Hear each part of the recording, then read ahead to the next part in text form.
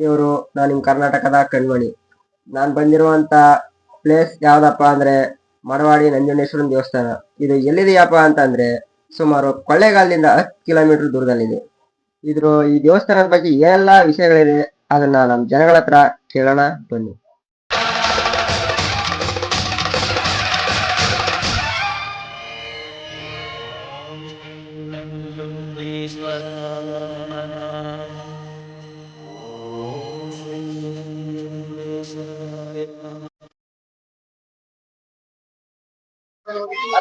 Sir, ತಿಂಗಳು ನಂಜುಂಡೇಶ್ವರ ದೇವಸ್ಥಾನದಲ್ಲಿ ಒಂದು 3000ದಿಂದ 4000 ಜನ ಭಕ್ತರು ಬರ್ತಾರೆ.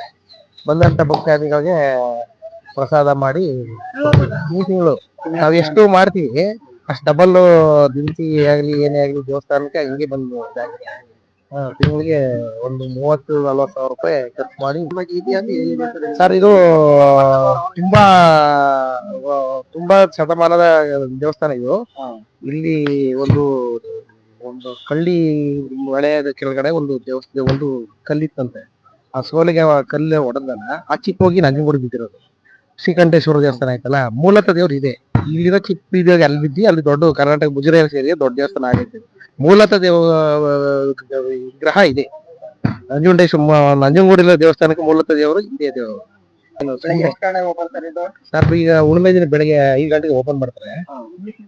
ಒಂದು 6 ಗಂಟೆ ಶುರು ಆಗುತ್ತೆ. ನಾವು ಸಾಯಂಕಾಲ 3 ಗಂಟೆವರೆಗೂ ಅನ್ನ ಮಾಡ್ತೀವಿ.